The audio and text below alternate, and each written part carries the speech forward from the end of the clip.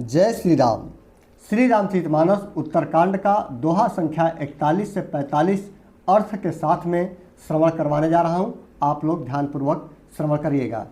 ओम तुलसीदासाय नमः, ओम वाल्मीकाय नमः, ओम गौरीपतये नमः, ओम श्री सपत्नीकाय लक्ष्मणाय नमः, ओम श्री सपत्नीकाय शत्रुघ्नाय नमः, ओम श्री सपत्नीकाय भरताय नमः, ओम श्री हनुमते नमः। सीताराम सीताराम सीताराम। दोहा संख्या 41 की पहली चौपाई। यह मित्रों उत्तरकांड का अब जो एक कांड है उत्तरकांड, इसमें पूर्णतः ज्ञान ही ज्ञान है। और प्रभु श्री रामचंद्र जी इस संसार से विदा लेने से पहले मनुष्य को हर तरह का ज्ञान दे देना चाहते थे। इसीलिए किसी न किसी को निमित्त बनाकर, किसी न किसी को आधार बनाकर वे सारे ज्ञान देना चाह रहे थे। तो एक ज्ञान ही है, ज्ञान का भंडार है। आप लोग श्रवण करिएगा। परहित सरेस धर्म नहीं भाई, पर पीड़ा सम नहीं अधमाई। निर्णय सकल पुराण वेद कर, कहूँ तात जानहि गोविद नर। प्रभु श्री रामचंद्र जी भरत जी से वार्तालाप कर रहे हैं। भरत जी पहले संत और असंत के लक्षण पूछते हैं, तो पिछले वीडियो में मैंने उसी बताया। उसके बाद आगे कहते हैं, भाई दूसरों की भलाई के समान कोई धर्म नहीं है, और दूसरों को दुख पहुंचाने के समान कोई नीचता अर्थात पाप भी इस दुनिया में नहीं है।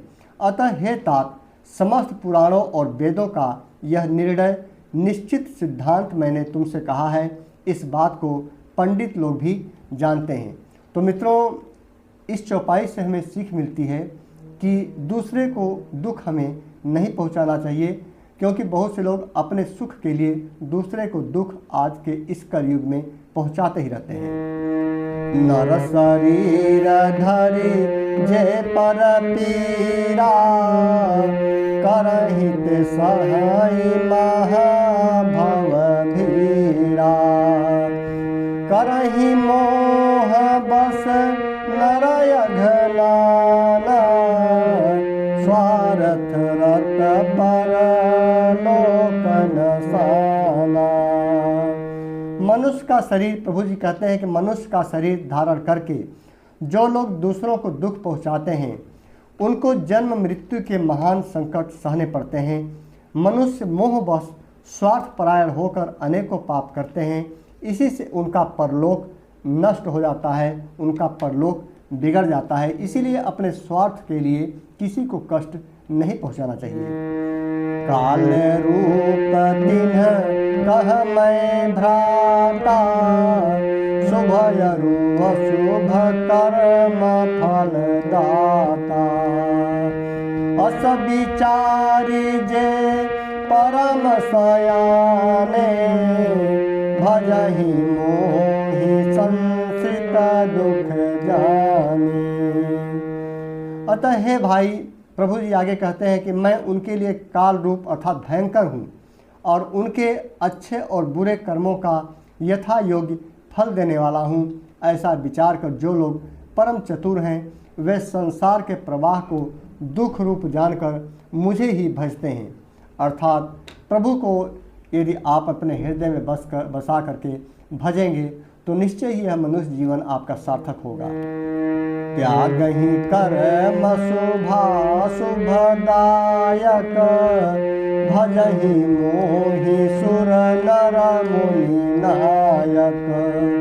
संत असंतन के गुण भासे, तेन परहि भव जिन्ह लखि राखे। सीताराम चरण रति मोरे, अनुदिन बढ़ऊ अनुग्रह तोरे। इसी से वे शुभ, प्रभु जी आगे कहते हैं कि इसी से वे शुभ और अशुभ फल देने वाले कर्मों को त्याग कर देवता, मनुष्य और मुनियों के नायक मुझको भजते रहते हैं। अर्थात इस प्रकार मैंने संतों और असंतों के गुण कहे हैं। जिन लोगों ने इन गुणों को समझ रखा है वे जन्म मरण के चक्कर में नहीं पड़ते हैं। तो संत और असंत का मैंने जो कल प्रसंग सुनाया था मित्रों, उसे अपने जीवन में अवश्य हमेशा स्मरण करते रहना चाहिए, जिससे कि आपसे इस जीवन में कोई गलती न हो पाए। सुनहु तात माया कृत गुण अरु दोष अनेक, गुण यहु भयन देखिए सोय विवेक। अतः हे तात सुनो, भरत जी से कहते हैं प्रभु श्री राम कि माया से रचे हुए ही अनेक सब गुण और दोष हैं। इनकी कोई वास्तविकता सत्ता अर्थात वास्तविक सत्ता नहीं है। गुण और विवेक इसी में है कि दोनों ही न देखे जाएं, और इन्हें देखना भी अविवेक है। अर्थात जो भी आप गुण दोष किसी में दोषारोपण करते हैं, किसी को दुख पहुंचाते हैं, यह माया के अधीन है। और जो माया के अधीन रह करके इन्हीं सब चीज़ों में व्यस्त रहेगा वह अविवेकी और इसी संसार रूपी में बार बार जन्म लेकर के बार बार दुख पाता रहेगा। श्रीमुख बचन सुनत सब भाई, हरष प्रेम हृदय समाई, करहि विनयति बारहि बारा, हनुमान हरषय पारा। भगवान के श्री मुख से वचन सुनकर सब भाई हर्षित हो गए। प्रेम उनके हृदयों में समाता नहीं। वे बार बार बड़ी विनती करते हैं। विशेषकर हनुमान जी के हृदय में अपार हर्ष और आनंद था, क्योंकि ये जो प्रभु ने अपने मुखमंडल से स्वयं जो ये ज्ञान बतलाए हैं वह कहीं अन्यत्र नहीं मिलता है। बोले रघुपति निज मंदिर गए, यही विधि चरित करत नित नये, बार बार नारद मुनि आवहि, चरित पुनित राम के गावहि। तदनंतर उसके बाद श्री रामचंद्र जी अपने महल को चले गए। इस प्रकार वे नित्य नई लीला करते हैं। नारद मुनि अयोध्या में बार बार आते हैं और आकर श्री राम जी के पवित्र चरित्र को गाते रहते हैं। नित नव चरित देखी मुनि जाहि, ब्रह्मलोक सब कथा कहाई, सुन बिरंची अतिशय सुख मानहि, पुनि पुनि तात करहु गुण गानहि।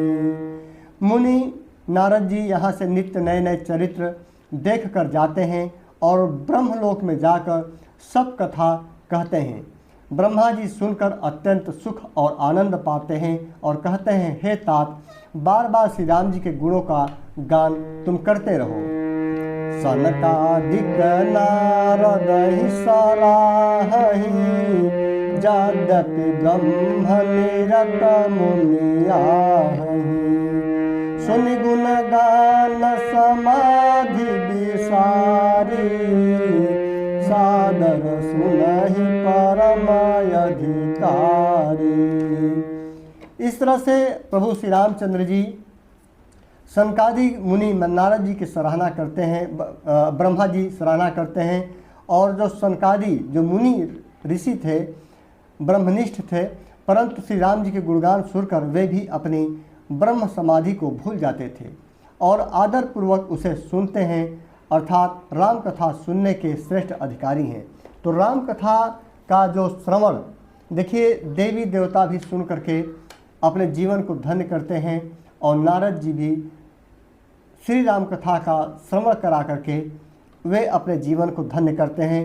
इसीलिए मित्रों, श्री राम कथा का श्रवण करना, जो श्रवण करता है और जो श्रवण करवाता है, आप श्रवण कर रहे हैं, मैं श्रवण करवा रहा हूँ, ये दोनों ही परम पुण्य के भागीदारी हैं। और ऐसी कथा इस जीवन में हमेशा करते और सुनने रहना चाहिए। बार बार ये कमेंट में या कुछ लोग कहते हैं हमारे मित्र में कि आपके वीडियो चलते नहीं हैं, फिर इतना मेहनत क्यों करते हैं। तो यह वीडियो चलाने के लिए मैं यही कहता हूँ, साधारण से उत्तर है कि मैं वीडियो चलाने के लिए नहीं करता हूँ मित्रों। मैं तो प्रभु का जो ध्यान है, श्रवण है, पाठ है, इसी बहाने मेरा होता रहता है। और 4 लोग भी मेरे साथ साथ इसको श्रवण करते हैं, 4 लोगों का कमेंट आ जाता है। तो यह मान चलता हूँ कि मेरे साथ साथ 4 लोगों को, ऐसे लोगों को भी श्रवण करने का सौभाग्य प्राप्त हो रहा है। जो बहुत से लोग हिंदी का पठन नहीं कर सकते, इसलिए जो मूल श्री रामचरितमानस है उसका श्रवण नहीं कर पाते। क्योंकि कहीं भी यूट्यूब पर मित्रों जहाँ भी श्री रामचरितमानस मानस पाठ के नाम से मिलेगा, वह अर्थ के साथ में नहीं मिलता है। इसीलिए अर्थ के साथ में मैं आप लोगों को श्रवण करवा रहा हूँ, जिससे कि सुन करके अपने जीवन को सार्थक करिएगा। जीवन मुक्त ब्रह्म पर चरित सुनहि तजि ध्यान, जे हरि कथा न करहि रति, तिनके ही पासा। देखिए, जो श्री राम कथा को श्रवण और नहीं करता है, वह उसका ही एक ऐसा है पाषाण अर्थात पत्थर की तरह है। सनकादि मुनि जैसे जीवन मुक्त और ब्रह्मनिष्ठ पुरुष भी ब्रह्मा समाधि छोड़ करके श्री राम जी के चरित्र को सुनते हैं।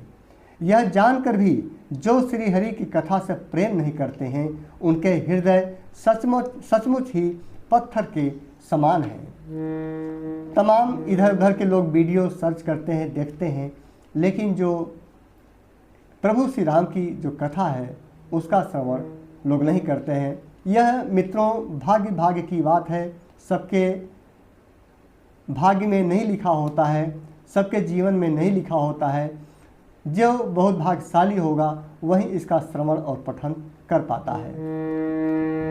एक बार रघुनाथ बोलाए, गुर द्विजपुर बासी सब आए।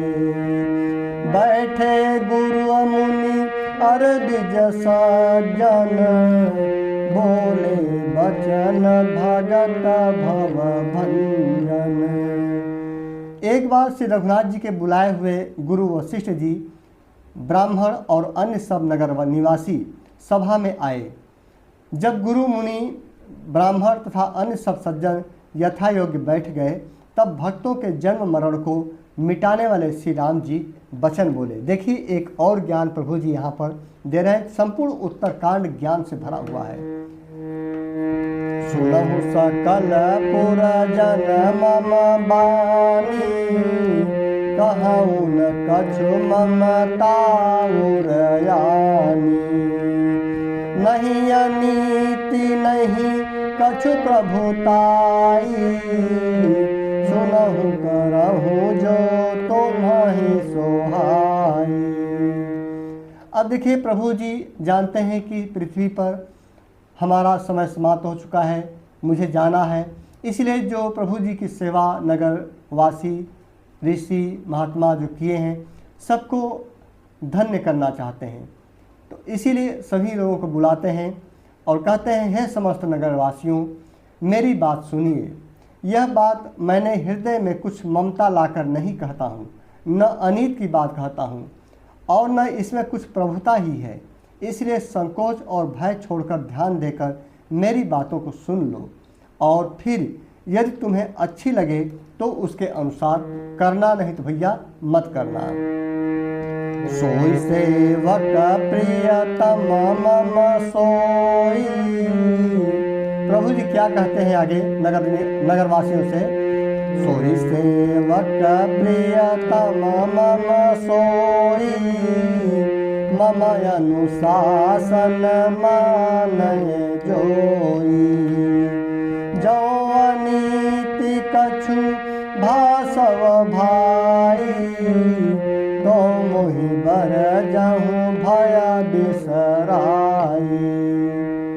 कहते हैं वही मेरा सेवक है और वही प्रीतम है, अर्थात वही मुझे प्रिय है जो मेरी आज्ञा को मानता है। अतः हे भाई, यदि मैं कुछ अनीत की बात कहूँ तो भय भुलाकर बेखटक मुझे रोक देना।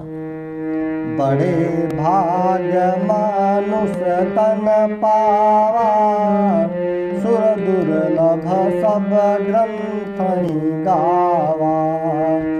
साधन धाम मोक्ष कर द्वारा, पाइन जेहि परलोक सवारा। यह चौपाई बहुत ही प्रसिद्ध है मित्रों, और इस चौपाई को बार बार आप सुनते हैं कि बड़े भाग मानुष तन पावा। ये बार बार लोग इसका एक तरह से कहावत के रूप में भी, मुहावरा के रूप में भी इस चौपाई का यूज करते हैं। इसका अर्थ है कि प्रभु श्री राम जी कहते हैं नगरवासियों को, अयोध्या के जो नगरवासी हैं उनको शिक्षा देते हुए कहते हैं कि बड़े भाग्य से यह मनुष्य शरीर मिला है। सब ग्रंथों ने यही कहा है कि यह शरीर देवताओं को भी दुर्लभ है। कठिनता से यह शरीर मिलता है। यह जो आपका मनुष्य शरीर मिला है बहुत ही कठिनता से मिलता है, बहुत ही दुर्लभ से। 84 लाख योनियों में यह मनुष्य जीवन बहुत ही दुर्लभ और संयोग से मिलता है, और इसीलिए यह साधन का धाम है और मोक्ष का दरवाज़ा है। इसे पाकर भी जिसने परलोक न बना लिया फिर क्या किया। तो मित्रों, यह जो मनुष्य, यदि अब मेरी बात आप श्रवण कर रहे हैं तो निश्चय ही इस बात पर अमल करिएगा, इस चौपाई पर ध्यान दीजिएगा कि यह जो मनुष्य मेरा जीवन मिला है, श्री राम कथा के श्रवण में, श्री राम कथा के पठन में इसे बिताएं, प्रभु से प्रेम करें, अपने हृदय में किसी के प्रति ईर्ष्या द्वेष छल कपट की भावना न रखें, क्योंकि ये जो एक दूसरे से छल कपट ईर्ष्या द्वेष की भावना हमारे अंदर जागती है मित्रों, यह किस कारण जागती है? यह केवल इस कारण जागती है कि हम तुमसे बड़े हैं कहलाने के लिए, हम तुमसे आगे बढ़ रहे हैं, या कोई आगे बढ़ रहा है तो उससे ईर्ष्या करने लगते हैं, अपने को आगे बढ़ाने के लिए छल करते हैं, कपट करते हैं, दूसरे को आगे बढ़ते हुए देखकर ईर्ष्या करते हैं, कलह करते हैं, झगड़ा करते हैं, लड़ाई करते हैं। तो यह किस कारण से होता है? सिर्फ सुख की प्राप्ति के लिए, इस शरीर के सुख की प्राप्ति के लिए, आनंद के लिए, सांसारिक जो वस्तुएं हैं उनका भोग करने के लिए। इन सब चीज़ों जो हमारे अवगुण हैं, जो हमारे अंदर अवगुण आ जाते हैं, सब इन्हीं प्रेमी पदार्थों के पाकर होती है, जो भी हमारे सांसारिक प्रेमी पदार्थ हैं। तो जब हम प्रेमी पदार्थों का अपने हृदय से त्याग कर देंगे और यह हम मान कर चलेंगे कि जो भी प्रभु ने हमें दिया है, कर्म के अनुसार जो भी दिया है या भाग्य के अनुसार जो भी दिया है, उतने में ही हमें संतुष्ट रहना चाहिए, उतने में ही हमें आनंदपूर्वक जीवन व्यतीत करते हुए प्रभु का स्मरण और ध्यान पाठ करते हुए इस जीवन को बिताना है। पिता, पुत्र, पत्नी, संसार के मोह में यदि यह जीवन को बिताएंगे तो हमारा जो दुर्लभ जीवन मिला है वह निरर्थक ही चला जाएगा मित्रों। इसीलिए बेखटक, बिना किसी बेहिचक के, निस्वार्थ पूर्वक, निष्काम पूर्वक आप जो है कि प्रभु की सेवा में लग जाइए, और यही जो है कि इस मनुष्य जीवन का सबसे बड़ी उपयोगिता है, और यहीं से आपको परम धाम मिलना है। सो परात्र दुख पावई, सिर धुनि धुनि पछिताई, कालहि कर्महि ईश्वरहि, मिथ्या दोष लगाई। देखिए, यह दोहा भी, संख्या उत्तरकांड का 43 दोहा भी बहुत ही महत्वपूर्ण है। वह परलोक में दुख पाता है, सिर पीट पीट कर पछताता है, तथा अपना दोष न समझकर काल पर, कर्म पर और ईश्वर पर मिथ्या दोष लगाता है। अपने सांसारिक सुख की भोग के लिए, अपनी सांसारिक जो दुख तकलीफ मिलता है, उस तकलीफ के पाकर के लोग ईश्वर को दोष देते हैं, भगवान को दोष देते हैं।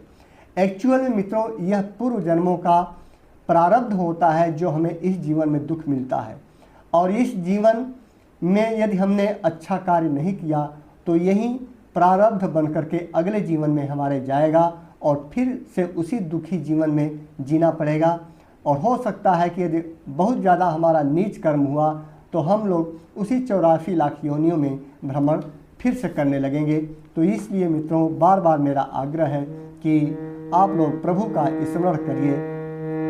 एहि तन कर फल विषयन भाई, स्वर्गौ स्वल्प अंत दुखदाई।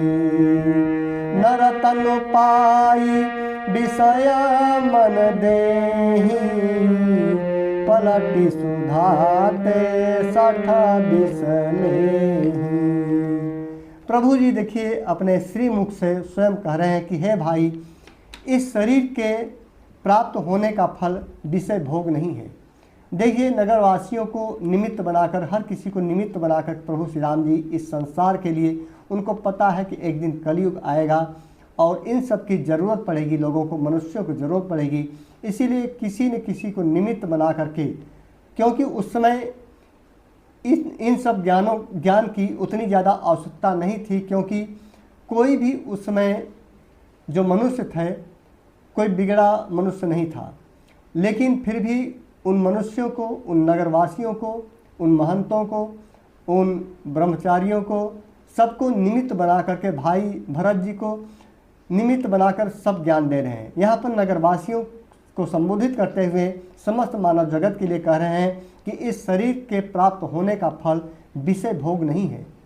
देखिए यही तन कर फल विषय न भाई, इस शरीर के प्राप्त होने का फल विषय भोग नहीं है। मतलब विषय जो सांसारिक विषय वस्तु हैं उसका भोग करने के लिए यह शरीर नहीं मिला है। प्रभु जी स्वयं कह रहे हैं, अर्थात इस जगत के भोगों को तो बात ही क्या, स्वर्ग का भोग भी बहुत थोड़ा है और अंत में दुख देने वाला है। यह स्वर्ग जैसा भी आपको सुख मिलता है तो भी वह थोड़ा है और अंत में दुख आपको मिलना ही है। अतः जो लोग मनुष्य शरीर पाकर भी विषयों में मन लगा देते हैं वे मूर्ख अमृत को बदलकर विष ले लेते हैं। इसीलिए सांसारिक विषय वस्तुओं में नहीं फंसना चाहिए। ताहि कबहु भल कहई न कोई, गुंजा ग्रहाई परस मनि खोई। आकर 4 लाख 84 जोनि भ्रमत यह जीवाय विनाशी। प्रभु जी कहते हैं जो पारस मणि खोकर बदले में घूंची ले लेता है, उदाहरण देकर समझा रहे हैं इस मनुष्य जीवन की सार्थकता को, कि जो पारस मणि को खो करके बदले में घुंघची ले लेता है। घुंघची एक बीज होता है छोटा सा, जो जिससे हम लोग पहले खेलते थे, उसको कभी कोई भला बुद्धिमान नहीं कहता। यह अविनाशी जीव जो अंडज, स्वदेज, जरायुज और उद्भिज है, 4 खानों और 84 लाख योनियों में चक्कर लगाता रहता है। देखिए 84 लाख योनियों की बात यहीं पर आ गई। फिरत सदा माया कर प्रेरा, काल कर्म स्वभाव गुण घेरा। कबहु करी करुणा नर देहि, देत ईस बिनु हेतु सनेहि। माया की प्रेरणा से काल कर्म स्वभाव और गुण से घिरा हुआ, इनके बस में हुआ, यह सदा भटकता रहता है। बिना ही कारण स्नेह करने वाले ईश्वर कभी बिरले ही दया करके इसे मनुष्य का शरीर देते हैं। देखिए यहाँ पर मनुष्य का शरीर किसी किसी को मिलता है, बहुत ही भाग्य से मौका देते हैं प्रभु जी। यदि इस सौभाग्य से मिले शरीर का भी आप उपयोग न कर पाएँ, सदुपयोग न कर पाएँ, तो जो है कि इस मनुष्य जीवन का कोई भी आशय नहीं रह जाता, कोई भी सार्थकता नहीं रह जाती। नरतनु भव बारिद कहूँ बेरो, सनमुख मरुत अनुग्रह मेरो।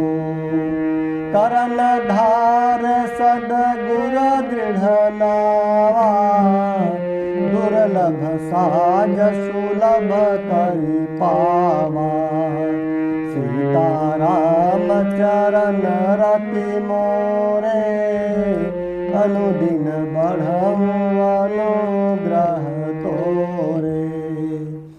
यह मनुष्य का शरीर भव सागर से तारने के लिए बेड़ा एक जहाज की तरह है, जो 84 लाख योनियों में एक तरह से यह जो मनुष्य शरीर हमको मिला है, वह इस भव सागर से अर्थात इस सांसारिकता से, भव सागर का मतलब जो 84 लाख योनियों की यह जो भव सागर है, उससे तारने के लिए यह मनुष्य रूपी जहाज हमको मिला है।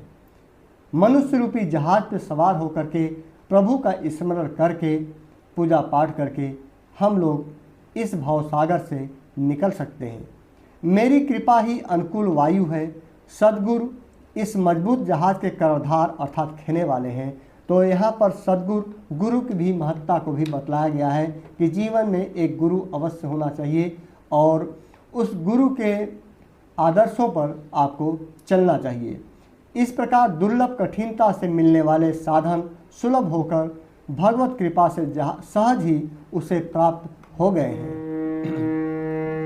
जो न तरे भव सागरे, नर समाज यस पाई।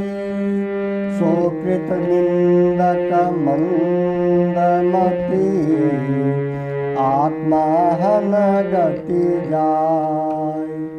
अब देखिए, जो भव सागर से नहीं तरते हैं उसके लिए क्या कहा है प्रभु जी ने कि जो मनुष्य ऐसे साधन पाकर भी भव सागर से न तरे, अर्थात ऐसे साधन का तात्पर्य है कि जो मनुष्य रूपी जन्म के रूप में, जो मनुष्य के रूप में जो साधन आपको मिला है, क्योंकि मनुष्य जीवन में जो जितना साधन भक्ति भाव आप कर सकते हैं, किसी अन्य अवतार में या किसी अन्य जीव के रूप में आपने पृथ्वी पर जन्म लिया है तो आप उतनी श्रद्धा भाव भक्ति नहीं कर सकते, क्योंकि उतना दिमाग, उतना बुद्धि विवेक नहीं रहता।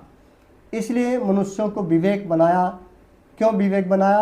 कि भक्ति और भजन करके, प्रभु का स्मरण करके इस भव सागर से, इस 84 लाख योनियों के भव सागर से निकल सकें।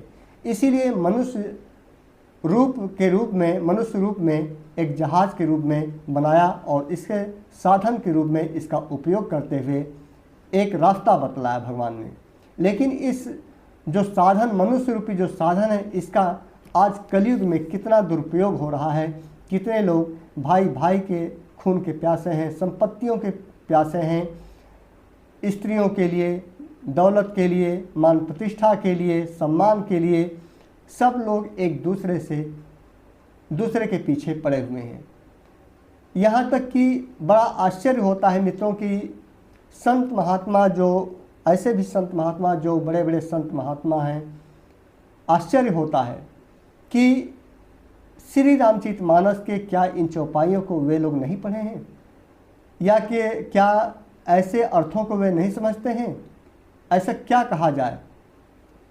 जो व्यवहार सामने निकल के आता है मित्रों, उससे आश्चर्य होता है कि ये चौपाइयाँ, ये अर्थ उनके जीवन में क्यों नहीं आया। इतने वर्षों से जो आराधना कर रहे हैं, भक्ति कर रहे हैं, तो यह उनके हृदय में क्यों नहीं समाया। तो यह भी मित्रों एक तरह से प्रारब्ध ही है। यदि आप सच्चे हृदय से, आपके अंदर पूर्णतः समर्पण भाव की भक्ति नहीं रहेगी, तो निश्चय ही आपके अंदर अहंकार आ जाएगा। और जहाँ पर अहंकार आ गया मित्रों, किसी का भी अहंकार, चाहे ज्ञान का, भक्ति का, पूजा पाठ का, किसी का भी अहंकार आ गया। बहुत से ऐसे मित्रों हमको मिल जाते हैं जो लोग कहते हैं कि मेरे 1 मिलियन सब्सक्राइबर हैं, मेरे इतने फॉलोवर हैं, आपके इतने ही हैं। तो मुझे अंदर से हंसी आती है, क्योंकि मुझे पता है कि मैं क्या कर रहा हूँ और वे लोग क्या कर रहे हैं। ज्ञान मित्रों देना अपना कर्तव्य है, श्री राम की कथा श्रवण कराना अपना कर्तव्य है, बाकी श्रवण करना, उसे ढालना, आपका कर्तव्य है। आप जितना ढालेंगे, जितना श्रवण करेंगे, उतना ही आपको लाभ इसका मिलेगा। जो परलोक इहाँ सुख चाहूं, सुनि मम बचन हृदय दृढ़ गहूं। सुलभ सुखद मार्ग यह भाई, भगति मोरि पुराण श्रुति गाई। यदि परलोक में, आगे प्रभु जी कहते हैं कि यदि परलोक में और यहाँ दोनों जगह सुख चाहते हो तो मेरे वचन सुनकर उन्हें हृदय में दृढ़ता से पकड़ रखो। हे भाई, यह मेरी भक्ति का मार्ग सुलभ और सुखदायक है। पुराणों और वेदों ने इसे गाया है। तो प्रभु ने स्वयं ही कह दिया है कि जो लोग इस लोक के साथ साथ परलोक में सुख चाहते हैं वे प्रभु का अर्थात मेरा नाम स्मरण करते रहें। ज्ञान अगम प्रत्यूह अनेका, साधन कठिन मन कहूँ टेका। करत कष्ट बहु पावई को, भक्तिहीन मोहि प्रिय नहीं सो। अर्थात प्रभु जी कहते हैं ज्ञान अगम अर्थात दुर्गम है और उसकी प्राप्ति में अनेकों विघ्न हैं। उसका साधन कठिन है और उसमें मन के लिए कोई आधार नहीं है। बहुत कष्ट करने पर कोई उसे पा भी लेता है तो वह भी भक्ति रहित होने से मुझको प्रिय नहीं होता। देखिए, अब यहाँ पर आज के कलयुग में जो बहुत से लोगों द्वारा एक कहा जाता है उसी का ये उत्तर है कि अभी जो मैंने कहा कि ज्ञान अगम और दुर्गम है। जिसे ज्ञान हो जाता है और उसकी प्राप्ति अनेक विघ्न है, उनके प्राप्ति में, विज्ञान की प्राप्ति में भी एक बहुत से विघ्न आते रहते हैं। बहुत से आपके लोग अपमान कर लेंगे, आपको अपमानित करेंगे और अविवेकी कहेंगे, लेकिन इसकी कोई भी आप चिंता न करना। उसका साधन, क्योंकि प्रभु ने स्वयं कहा है कि उसका साधन बहुत कठिन है और उसके मन में, उसमें मन के लिए कोई आधार नहीं है। बहुत कष्ट करने पर भी कोई उसे पा भी लेता है। यदि ज्ञान पा भी लेता है कोई हठपूर्वक, जैसे बहुत से संत महात्मा अज्ञानी हैं, अपने ज्ञान के अहंकार में लोग बहुत कुछ कह देते हैं। मैं किसी का नाम नहीं लेना चाहूँगा मित्रों। कोई एक तरह से खुला चैलेंज दे देते हैं कि आप ये नहीं कर सकते, आप वो नहीं कर सकते। आप लोग खुद श्रवण करते होंगे। मैं अपने वाणी को अशुद्ध नहीं करना चाहता मित्रों, लेकिन जो लोग किसी हठपूर्वक, प्रभु ने इस चौपाई में कहा कि जो लोग हठपूर्वक ज्ञान को प्राप्त भी कर लेते हैं तो वह भी भक्ति रहित यदि है तो भक्ति रहित होने के कारण वह मुझे प्रिय नहीं है और उसका कोई भी अर्थ नहीं रह जाता, उसका कोई भी लाभ उसे नहीं मिल पाता। इसलिए ज्ञान में यदि अहंकार आ गया, यदि किसी के अंदर ज्ञान का अहंकार आ गया कि मुझे इतना ज्ञान है, तो वह भी, उसकी भक्ति नहीं है उसके प्रति, तो भी उसका वो बेकार चला जाता है। भक्ति सुतंत्र सकल सुख कहानी। अब देखिए, ज्ञान के साथ साथ यदि भक्ति हो जाए तो और अच्छी बात है, और ज्ञान नहीं है तो कोई बात नहीं है। भक्ति कैसी होनी चाहिए? प्रभु ने कहा है भक्ति सुतंत्र सकल सुख खानी, बिनु सतसंग न पावहि प्राणी। पुण्य पुंज बिनु मिलहि न संता, सतसंगति संचित करयंता। देखिए, यह चौपाई, ये सारी चौपाइयाँ मित्रों बहुत खास हैं और यह बहुत उपयोगी हैं। भक्ति कैसी होनी चाहिए? भक्ति, प्रभु जी कहते हैं भक्ति स्वतंत्र होनी चाहिए, स्वतंत्र, निष्काम, निष्पक्ष और सुख, जो सब सुखों की खान हो। भक्ति इतना रसमय हो, भक्ति मतलब आनंद देने वाली हो कि उसमें ही आपको सुख मिलने लगे। सांसारिक वस्तुओं की आवश्यकता ही न पड़े, उसी में आपको सुख और आनंद की प्राप्ति होने लगे। जब भक्ति से आपको आनंद, आपके हृदय को आनंद आने लगे, तब समझिए कि हमारे अंदर भक्ति जागृत हो रही है। यदि सांसारिक विषय वस्तुओं से आपके अंदर खुशी आती है, सुख मिलता है, आनंद मिलता है, तो समझिए आपके अंदर भक्ति नहीं है। सीधा सा आपका उत्तर है, जब आपके प्रभु के स्मरण से, ध्यान पाठ करने से, पूजा पाठ करने से, मंत्रों का जाप करने से, गुरु का स्मरण करने से यदि आपके हृदय में आनंद आने लगे, असीमित आनंद आने लगे, तो समझिए कि अब हमारे अंदर भक्ति जाग रही है।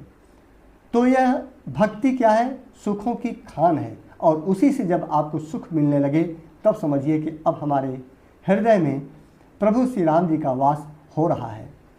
और यह जो भक्ति कैसी मिलती है? सत्संग से। जो अच्छे संतों का सत्संग, संतों के संग के बिना प्राणी इसे नहीं पा सकते। सत्संग मित्रों जरूरी है। जो आप यदि केवल किताबें पढ़ते रहते हैं, ग्रंथ पढ़ते रहेंगे ज्ञान प्राप्ति के लिए, तो ज्ञान तो आपको मिल जाएगा, लेकिन भक्ति नहीं मिलेगी। और जब तक ज्ञान के साथ साथ भक्ति नहीं मिलेगी, तो जो है कि प्रभु का कृपा नहीं हो पाएगी। ज्ञान मिले ना मिले, भक्ति जरूरी है। और भक्ति के साथ ज्ञान भी हो तो वह सोने पे सुहागा हो जाता है। इसीलिए ज्ञान के संदर्भ में कोई बहुत ज़रूरत नहीं है, बस सत्संग इसलिए ज़रूरी होता है मित्रों कि हृदय में परिवर्तन आता है। मित्रों आगे कहते हैं कि पूरे समूह के बिना संत नहीं मिलते। और संत कैसे मिलते हैं? जब आपके अंदर अच्छे कर्म हो, आपकी भावनाएं अच्छी हों, तभी अच्छे संतों का मिलन हो पाता है। बहुत से लोग हैं, एक से बढ़कर एक अमीर हैं, जो तमाम पैसा होते हुए भी संतों के पास नहीं जा पाते हैं। और एक गरीब से गरीब व्यक्ति जनरल टिकट कटा करके संत महात्माओं के दर्शन करके चला आता है। तो हृदय में जब भाव उसके है, इसलिए वह किसी भी कारण वहाँ चला गया, फुटपाथ पर सोते हैं, कहीं भी सड़क पर सो लेते हैं और संतों के दर्शन करते हैं, भंडारा खाते हैं और सत्संग का श्रवण करते हैं और घर आते हैं। सत्संगत ही संस्कृति अर्थात जन्म मरण के चक्र का अंत करती है। संतों का जो कथा श्रवण है, चाहे यूट्यूब के माध्यम से आप कर रहे हैं, चाहे जैसे कर रहे हैं, लेकिन कथा श्रवण तो आप प्रतिदिन करिए ही करिए, लेकिन संतों का श्रवण दर्शन भी आपको करना है जीवन में। मित्रों बहुत से आपके मनों में सवाल बहुत से लोगों के ये उठता है कि बहुत से संत ऐसे होते हैं जो आजकल किसी न किसी गलत कार्यों में संलिप्त रहते हैं और पकड़े जाते हैं। और उन गुरुओं से, संतों से बहुत से लोग दीक्षा लिए रहते हैं। तो ऐसे में उनके मन में भाव आता है कि अब हमको क्या करना चाहिए। तो यहाँ पर आपके प्रश्नों का मैं उत्तर दे दूँ मित्रों कि देखिए, शास्त्र कहता है कि संत गलत हो सकता है, लेकिन उसके द्वारा जो वाणी बोली जाती है, जो दीक्षा दी जाती है और जो सत्संग कराया जाता है, जो श्री राम कथा कराई जाती है, जो भगवत चर्चा कराई जाती है, वह गलत नहीं होता है। सत्संग करने वाला व्यक्ति गलत हो सकता है, लेकिन सत्संग गलत नहीं होता है। इसलिए इन सब चीज़ों का आप विचार न करिए, इसमें कोई दिक्कत नहीं है। आप जिस भी गुरु को आप माने हैं उसके ज्ञान को आप धारण करिए और उसी ज्ञान और उसी मंत्र के साथ आप प्रभु का स्मरण करिए, भक्ति करिए और आपको प्रभु की कृपा अवश्य मिलेगी। तो ज्ञान और भक्ति महत्वपूर्ण है, न कि व्यक्ति। क्योंकि जब तक वह श्रवण आपको कथा करवा रहा है तब तक वह संत है, और यदि वह गलत कार्यों में संलिप्त है, उसके बाद वह सांसारिक जीवन जीता भी है, तो वह अपनी उसकी निजी जीवन है, वह अपने अगले जन्म के प्रारब्ध की तैयारी कर रहा है, वो समझेगा। आपका जीवन पर उससे कोई प्रभाव नहीं पड़ेगा। पुण्य एक जग महु नहीं दूजा, मन क्रम वचन विप्र पद पूजा।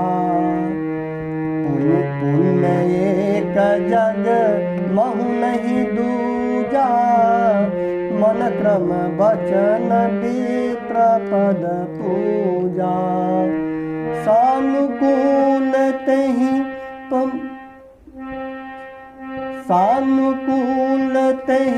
पर मुनि देवा। मित्रों पुनः इस चौपाई को बोलता हूँ। पुण्य एक जग महु नहीं दूजा मन क्रम बचन विप्र पद पूजा सानुकूल तेहि पर मुनि देवा जो तजी कपटु करई द्विज सेवा। जगत में पुण्य एक ही है, उसके समान दूसरा नहीं है। वह है मन कर्म और वचन से ब्राह्मणों के चरणों की पूजा करना। देखिए, जो कपट का त्याग करके ब्राह्मणों की सेवा करता है उस पर मुनि और देवता प्रसन्न रहते हैं। दोहा संख्या 45।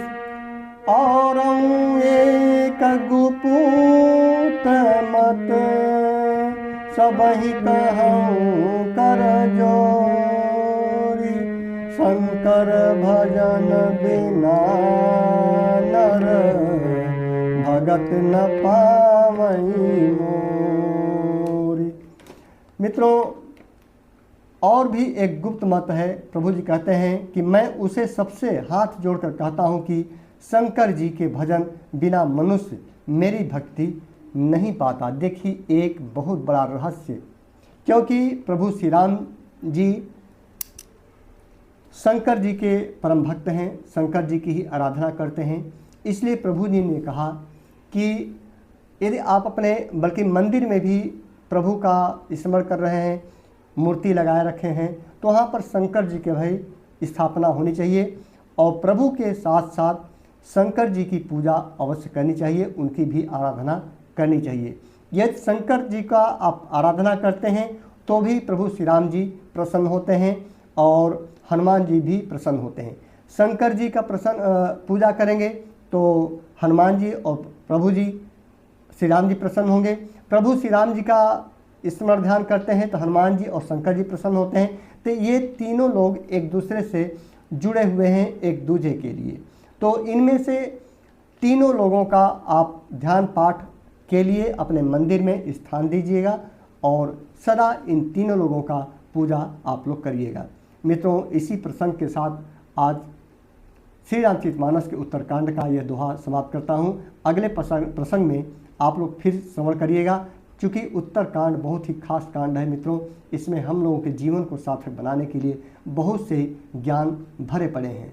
जय श्री राम।